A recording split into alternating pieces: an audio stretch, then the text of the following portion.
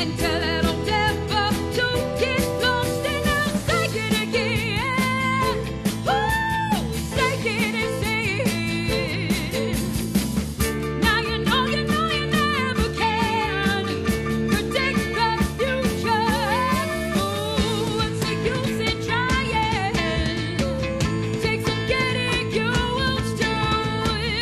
So these thoughts they cloud my mind as I try to put my head behind too many doors to make them fade away. And don't you know it's a cold day when the rain pours over my soul. But the space in its place. Hey guys, this is James Johnson with the Fayetteville Feed Magazine, managing editor, and this is the Fayetteville Feed Podcast. I'm here with our, usually I'm here with Jamie Baxley, but he couldn't make it today on account of just being a hard-working man and or lazy. But we have Matthew Jones here. You say hi, Matt. What's going on, guys? And we are, as usual, recording here at Digital Wave Audio Studio at 127 Maxwell Street. What up? I don't know. I thought I'd give you guys like a slogan. What up, Digital Wave? Anyway, with engineer Andy Pugh, who for months I called Pow, but apparently it's Pugh. But we are interviewing the a small portion of the band Darkwater Rising. Hello. Hello, everyone. We'll say they're all here. It's just they're Yeah. very, very quiet. The rest of them. It's just only Charlie Lowry Yep. and Aaron Locklear. Yes, correct. Okay, well, how are you guys doing today? We're doing good. Pretty good. Doing good. So Already having a good time with you. it's you guys. Most people who've been following the feed for a while will be aware of you guys. You guys were on a very recent cover of ours. The May issue, right? Yeah. Yeah. The May issue. With giant, we're like standing in the middle of a lake or a river. The Lumber River. Lumber River. Yeah. And with giant words behind you. It looks like a little ominous. I thought. Dark water rising surfaces. Yeah. Right? Yeah. Yes. Yeah. So was that fun, that shoot? It was fun. It was very cold. It was in April. Yeah. Yeah. It was Wow. a good time. Well, I mean, yeah, you got to suffer for your art. Yeah. But now you guys all had instruments. Did those instruments just get royally effed up by the water? No, we made sure none of them touch. Well, besides the drums, which was an old drum. We had the first act drum kit. Did you guys actually try to play them while they were in the water? No. Oh man, Did it look like that? would've That's what we were I going would've made for. an effort to at That's least what we bang were the going drums. for. It would have been so cool if you guys just did a show in the water. It'd be confusing. We did sing, but no. The first Not recorded playing. underwater album. Yeah. Yeah, I think that's for anyone who hasn't heard their music, which you really should, and hopefully you'll be hearing some of it during this podcast. The singing is just phenomenal. Like I think that's probably what sort of throws you guys more into the spotlight when it comes to rock bands, because a lot of rock bands sort of don't emphasize the singing as much. That's more R&B, or soul. Right. The singing is a little bit more of a big deal there, but you guys have some really fantastic voices. Thank you. Aaron, your voice is just that of an angel's. Thank you so much. Aaron doesn't sing. Aaron, your instrument is you play bass or guitar? Drums. Wow. You're way off, James. Drums sort of look we like have bass. we have Eric Trent Locklear on the bass guitar and Corey Locklear on the lead guitar. All them Locklears. Yeah, and Sierra Dial Locklear on the keys and the vocals that you speak so highly of, and Brittany Jacobs on the vocals and the sax. Wow. So a there's lot. 6 of us, but the other ones are just quiet today. So that's a lot of Locklears. Yeah. I mean, it's not. How many? This is sort of Locklear, that's a Lumbee name, right? It's a common name, common last name. How many Lumbees are there? Do you know? Is there like anybody count? There's It's not a lot. probably over 70,000 now. 70 All to along- 100,000 probably. Yeah. Yeah. Yeah. There's a big population in Maryland or Baltimore, Robeson County, of course. The majority reside in like Robeson, Cumberland, Scotland, and Hoke counties. Oh, wow.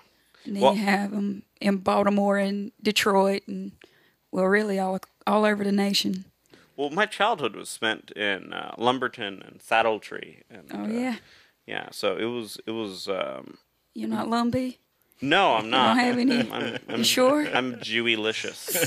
But, I was like the whitest kid in my class. But I didn't realize that I was the whitest kid in my class until like You thought years you were later. Lumbee. Well, I didn't think that. I just nobody. The teacher wasn't like being like, all right, I'm all surprised. the white kids, you over there. The rest of you. I just, it's like, man, why can't I get a tan? Everybody else seems to be reacting pretty well to the sun. I'm not tanning or anything. But otherwise, I do know a lot of Locklears, but I thought that was like the most common name in the world, not just for that area. Yeah. I just thought, oh, well, like everybody's last name's Locklear. It's just, I Right. thought, I look in the phone book and be like, Locklear. That's just the name. It's more popular than Smith. Right. But Well, now growing you know up, I was like, why. oh, well, it's sort of the area. That's right. I think it might help, and if like with the Jewish community, we just made up a lot of stuff, like a lot of names. Like my Jewish family's name was Israel, and so we went with Johnson. Cause, Sounds like a hitman. yeah, it does. James Israel. It does. And I'm not going to go into what they did for a living, but so maybe like What do you mean you made up name? Upon coming to America and my grandfather or whatever being worried about prejudices, he Right. was like, oh, I guess we're going to go with Johnson. Like a because- Christian name. Yeah.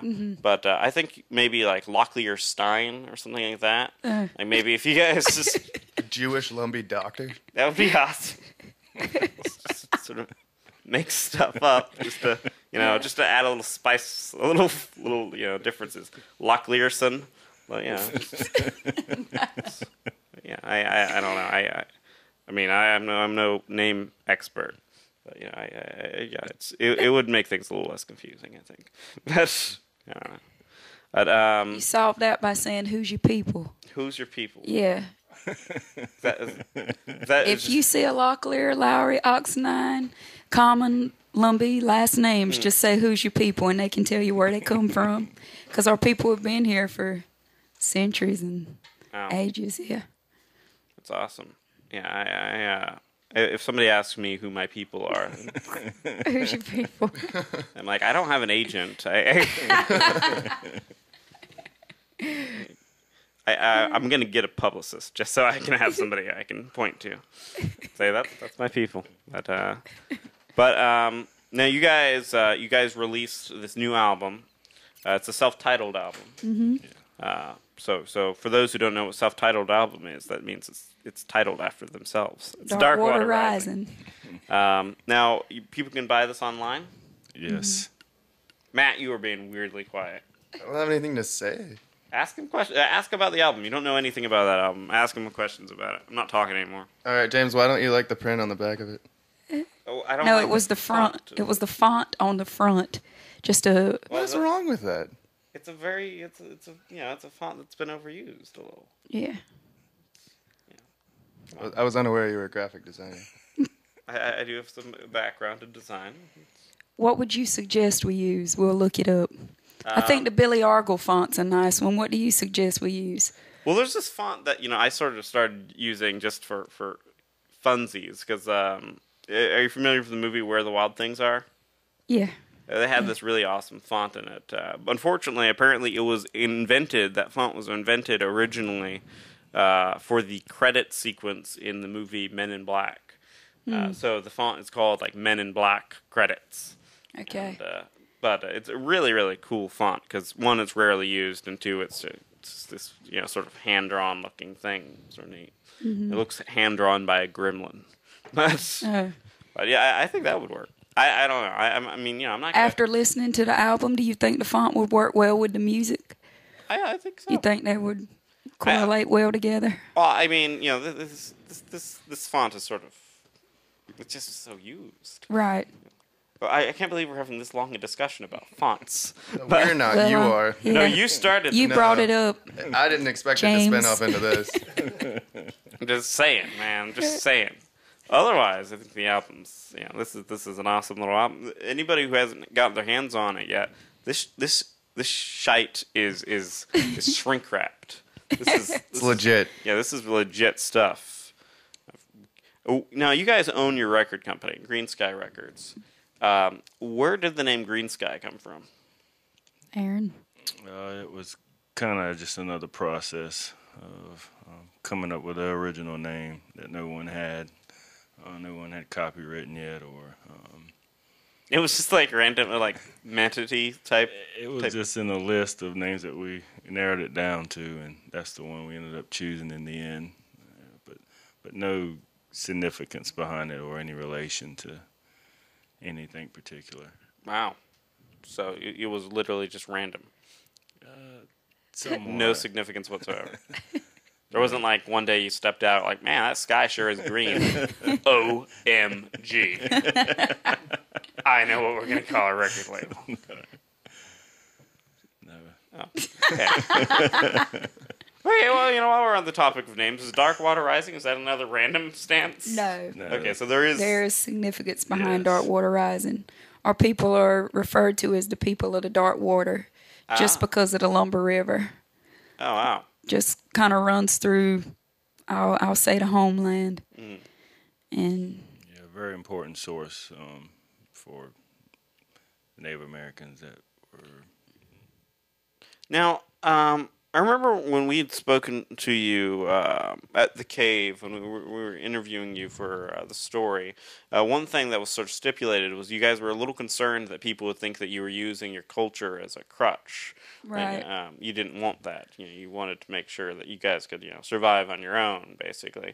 Obviously, no, you guys. it was more of we don't want to exploit it. Yeah. Yeah. So I mean. Is that still a concern? Because I honestly I don't think anybody would think that because you guys, Andy, have you heard their music yet? We're about to, yes. Well, you guys are just amazing sounding band. So I hopefully Thank you. that won't be a concern in the future because I don't think anybody's going to. No, Thank we're more concerned about just getting the music out there to people, to listeners. Hey, this needs to be on the radio like tomorrow. This is a very, very good album. And yeah, I'm recommending it. Thank you. It's got the James Johnson seal of Even though he doesn't like the font. Yeah, I will go on and on about this font. Yeah, Man. y'all purchase the album online at www.digstation.com. Dig Station? DIG Station. DIG Station. If you want a hard copy to actually see the font, you can purchase it at CD Baby. Yeah, you got to see this font for yourself. Yeah.